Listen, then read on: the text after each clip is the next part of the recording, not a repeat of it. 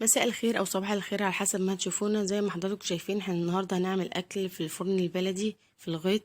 هنعمل رز معمر وسمك مشوي، ومعانا كل الحاجات، ومعانا الدقه وسمنه وزيت والسمك، وهنعمل طبقين سلطه. دلوقتي احنا بنجهز، بنحط ملح للرز والدهان وكده عشان نحطه في الفرن. هو المفروض ان انا كنت احطه والفرن مولع، بس عشان احنا مش بنعرف نحط النار بتبقى حامية قوي الصراحة، فما بنعرفش نتملك ان احنا نحط اللوحيق وكده في الفرن. فامي قالت لي حطيه عادي وسندي وظبطي الدنيا، وبعد كده ابقى ولعي. ممكن نبقى نغطيه عشان الدخانة ما تعملش وش كده على الرز مش كويس. فانا بحطه وبغطيه لحد ما اولع، وبعد كده بشيل الغطا لما يجي يغلي. بفضل بقى يا جماعة نولع كده عود بعود، عشان ايه ما يبقاش النار حامية قوي فتحرق الرز. لازم يبقى على مهله برضو، يعني ولا قوي ولا خفيف الولع، يعني لازم تبقى متظبطة. دلوقتي هو ابتدى الرز يغلى اهو، وانا شلت الغطيان وهسيبه بقى براحته ان هو يغلى، واحط له برضو ايه عود بعود كده. وعلى فكرة يا جماعة، انا كنت بشتري رز، يعني المرة دي الرز طلع الوش مش قد كده، مش زي ما انا كنت عايزاه، عشان انا كنت مظبطاه على اساس ان هو عياره الرز العادي. فهو طلع رز بلدي وعياره زاد قوي، فالوش ما طلع مش عاجبني يعني. ما علينا، ان شاء الله ابقى اصور لكم حاجة تانية. وده دلوقتي السمك، سلفتي بتعمله اهو عشان نحطه في الفرن. وعلى فكرة يا جماعة، احنا 3 سلايف. احنا وحماتنا متوفية، وانا مرات الكبير، واللي بتساعدني دي مرات الوسطاني، ومراته الصغير عند امها. هي اختي، بس هي دلوقتي عند امها عشان جوزها مسافر، ربنا يصلح حاله. ان شاء الله اما تبقى تيجي، احنا بنعمل احنا التلاتة مع بعض. ان شاء الله اما تبقى تيجي انا اصور معاها برضو.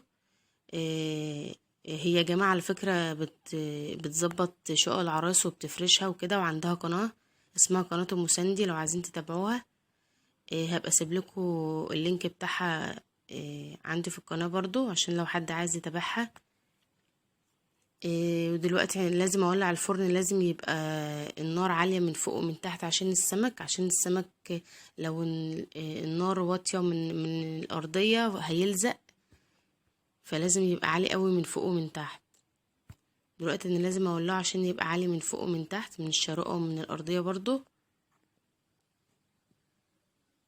والمفروض ان هي اما يبقى بقى اما يعلى وكده، فهرش شوية ملح عشان السمك برضو ما يلزقش. دلوقتي هو بيعلى اهو.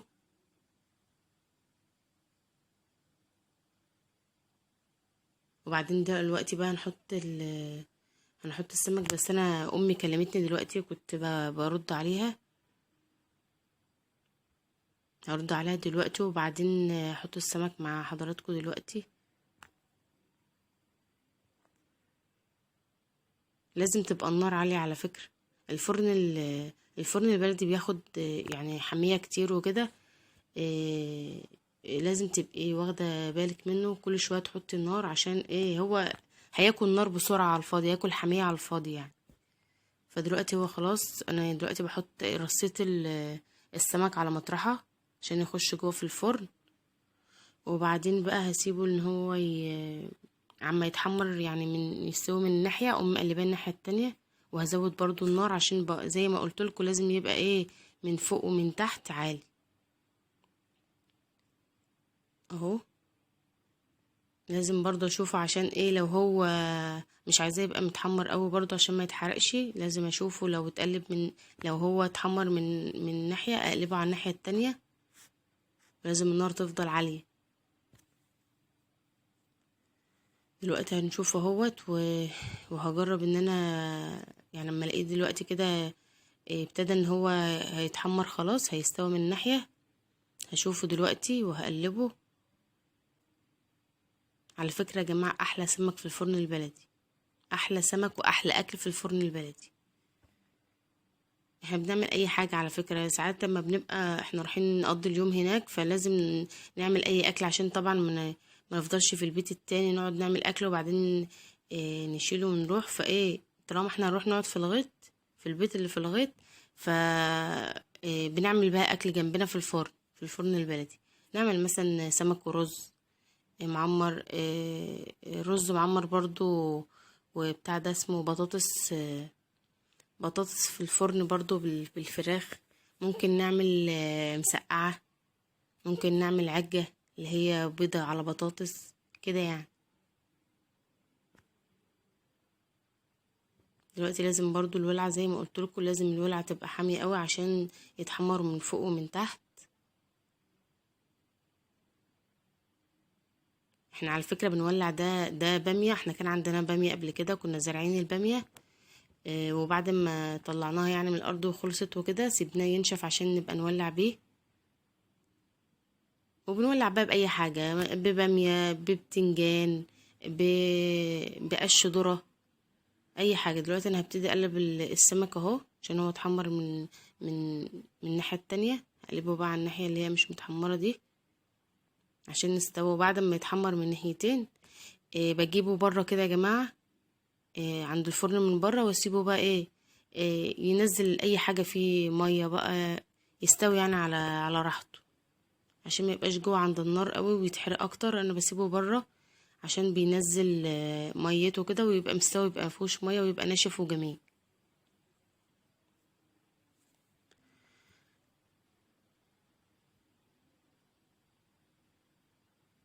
دلوقتي انا لسه بحط برضو حمية اهو. البتاع ده بيخلص بسرعة اصلا، البامية دي بتخلص بسرعة، والفرن بتاعنا كبير فبياخد حمية كتير، فكل شوية عايز بقى حمية. معلش ان انا طولت عليكم يا جماعة، على فكرة مش انا اللي بصور، دي سلفتي اللي بتصور.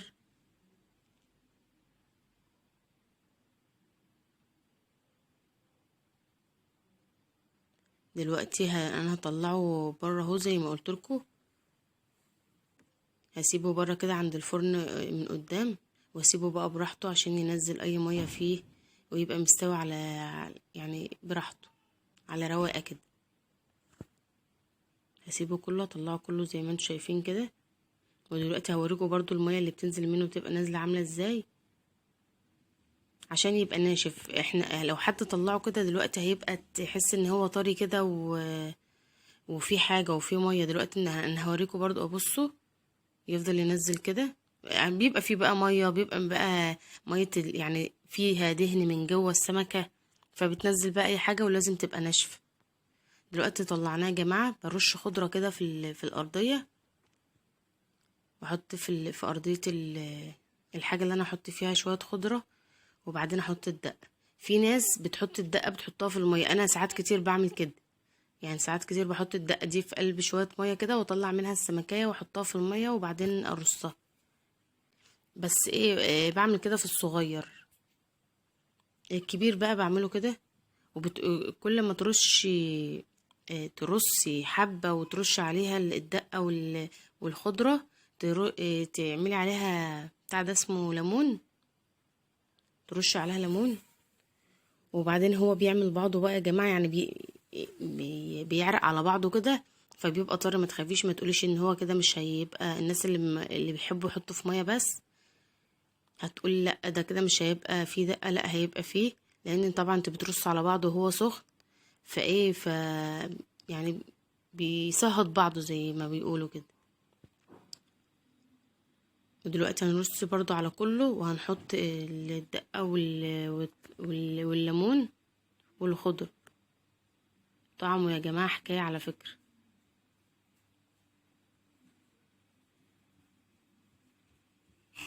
سلفتي عملت السمك بتاعها كمان.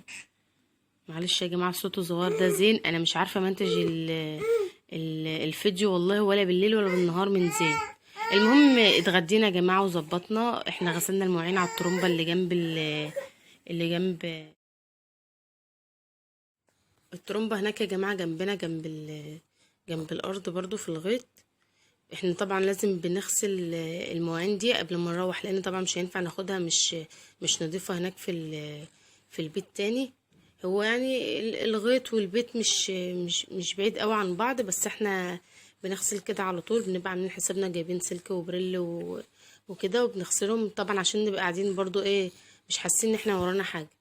بنقوم الاول نغسل المواعين ونظبط الدنيا ونسيبها بقى نضيفها على الصينية كده، وبعد كده نقعد بقى براحتنا نشرب الشاي، ناكل فاكهة لو معانا.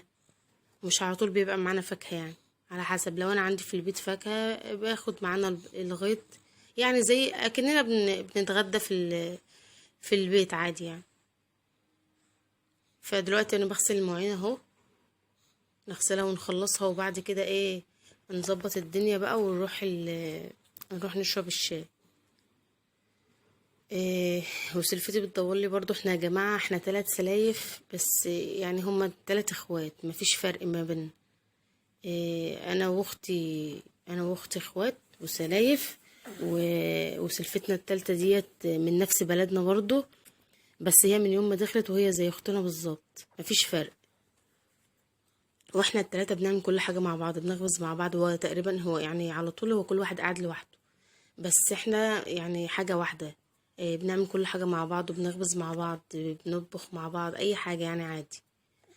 ويا جماعة على فكرة، آه، يعني لما يكون السلايف حلوين مع بعض ومرتاحين، بيبقى البيت كويس ومفهوش مشاكل، بيبقى الرجالة مرتاحة كده يعني. فاحنا طول ما احنا مرتاحين وحلوين مع بعض، وكل واحدة بتحافظ على شعور التانية وبتزعلهاش، احنا مرتاحين ورجالتنا مرتاحة. وزي ما انتوا شايفين احنا بنعمل اي حاجة مع بعض، واللي قادر على حاجة بيعملها. سلفتي اللي واقفة معايا دي دلوقتي، هي حامل، هتولد كمان شهر. واحنا مع بعض يعني، انا ولدت هي معايا، هي واختي هي ولدت برضو نفس الكلام. فيا جماعة، راحة النفوس منها فيها، ما فيش حاجة اسمها ان انا اتخانق مع سلفتي كل شوية والكلام ده، لا ما فيش طبعا. وبعدين انا زي ما بيقولوا برضو انا الكبيرة، في اي تاتش او اي حاجة بتحصل يعني بنعديها بسرعة. فيا جماعة كل واحدة تعامل سلفتها ان هي اختها، والله العظيم هتعيشوا مرتاحين. يعني ما تقوليش مثلا لا دي سلفتي ازاي هي عملت مش عارفه ايه، ازاي هي نشرت وانا كنت هنشر ازاي، لا كل ده عديه، هتلاقي حياتك حلوه على فكره. محدش هيلحق حد، يعني مثلا انا لو جرالي حاجه اول حد هيلحقني سلايفي اللي معايا في نفس البيت، ولا اهلي هيلحقوا يجولي لو انا جرالي حاجه، ولا حد من الشارع. اللي معاكي في البيت هما اللي هيلحقوا. فلازم علاقتك تبقى كويسه مع الجماعه اللي معاكي في البيت، مع سلايفك واهل جوزك وكده. الازاز دي يا جماعه كان فيها لبن، فانا بغسلها كويس قوي عشان بحط فيها ميه، عشان لما نيجي بحط فيها ميه في الفريزر يعني، عشان لما نيجي الغيط بنجيب بيبقى فيه كولمن، ونجيب فيه ايه التلج ده، ونحط التلج في الكولمن. يعني بالظبط بالظبط زي ما يكون احنا في البيت، الميه بتبقى ساقعه متلجه في الكولمن، وبنعمل الشاي وبناكل الفاكهه نفس الكلام. الفرق اللي انت بتبقى قاعدة بقى جنب خضرة وهوا، ده الفرق ما بين البيت والغيط. دلوقتي احنا جبنا الفاكهة، ده جميز يا جماعة. وعلى فكرة الجميز يعني الوحش اللي فيه ان هو بيسمر بسرعة قوي، من يعني انا جبته لحد ما انا جبته الغيط كده لقيته سمر. يعني ده الوحش اللي في الجميز، بس هو طعمه سكر وعنب. فبنقعد بقى ناكل الفاكهة، نشرب الشاي، وزي ما قلت لكم مش على طول بيبقى فيه فاكهة. وده الشاي بالنعناع يا جماعة، وده حماية يا جماعة على فكرة، بيمس عليك اهو. بس وبنفضل قاعدين بقى لحد المغرب، ما وراناش اي حاجة، ونقوم نتمشى بقى على البحر. نفضل قاعدين. ده سيلفي يا جماعة، ودول بناته التوأم، جوز سلفتي اللي انا لسه مكلماكوا عليها دلوقتي. واحنا بنفضل بقى قاعدين كده، العيال يلعبوا، معلش العيال متبهدله شويه عشان كانوا بيلعبوا في التراب. العيال بيلعبوا حوالينا، ودي سلومه بس عليكم. بس والحياه يعني جميله قوي طالما انت حلوه انت وسلفتك والدنيا تمام، خلاص مش هتحسي باي حاجه. دلوقتي هنتمشى على البحر، ده يا جماعه سكه البحر اهي، وهنطلع نتمشى على البحر شوية. جوزي يعني احنا عندنا جرار يا جماعة وبيحرتوا وبيشتغلوا في الأرض للناس وكده. فجوزي كان واخد الجرار وطلع يحرت أرض على البحر. فاحنا رحنا نقابله ونتمشى ونقابله. دلوقتي ده يا جماعة البحر بتاعنا، وبرضو عندنا بحر في البلد. اي واحدة زهقانة اي حاجة بنطلع نتمشى، وفي ناس كتير وحريم كتير بيطلعوا يصطادوا، والله مفيش فرق يعني. فهنتمشى كده لحد ما نلاقي الارض اللي احنا رايحين عندها. ده اخر العنقود حبيبي، ده زين، ده زين ابني يا جماعة.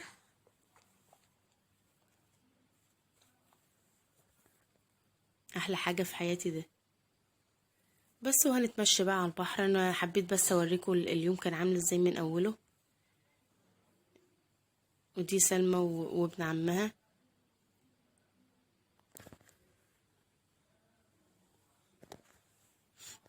اليوم جميل قوي يا جماعه والله العظيم. وخصوصا بص الواحده، لو بصي انت لو عندك بحر وقاعده زهقانه وعماله تقولي مش عارفه ايه وشايله ايه فوق دماغك والحوارات دي، اطلعي تمشي شويه، فك عن نفسك.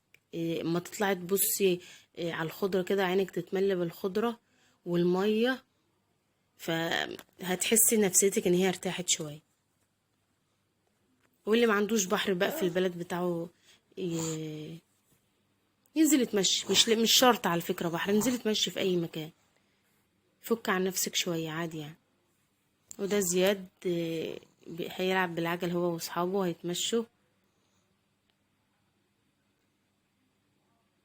احنا يا جماعة زي ما قلت لكم عادي بنقعد بنروح نقعد في الارض وفي الغيط وبنتمشى على البحر ومفيش اي مشكلة يعني.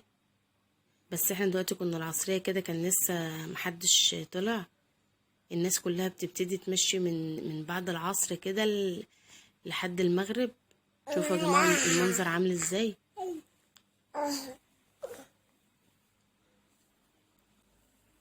الله المنظر يا جماعة والله تحفة تحفة. اللي عنده بحر يعني غلطان ان هو ما يطلعش يتمشى ويقعد على البحر.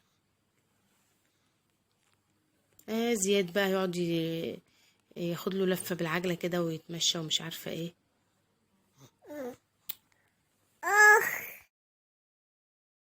معلش يا جماعة، زين متعب شوية، عمال يتكلم والله العظيم. الفيديو يعني هو انا مصوراه اساسا من امبارح ومش عارفة منتجه من زين يا جماعة. متعب يعني. انتوا زي ما انتوا عارفين بقى اخر العنقود وكده. ف زين متعب يا جماعة والله. دلوقتي يا جماعة احنا ركبنا الجرار، وحبيت برضه اوريلكوا واحنا راكبين الجرار عامل ازاي. ركبنا الجرار دلوقتي ومروحين. شايفين المنظر؟ بصوا فسحة من كله يا جماعة والله. عشت الريف وعشت الفلاحين عامة، حاجة نزهة كده. غير الناس بقى اللي قاعدة في بيوتها عندها جنينة في بيوتها. الناس دي عارفة نفسها يعني، بس قاعدين في بيوتهم بقى، ما بيطلعوش ولا بيروحوا في حتة. ده يا جماعة احلى منظر والله. واحنا دلوقتي بقى ركبنا الجرار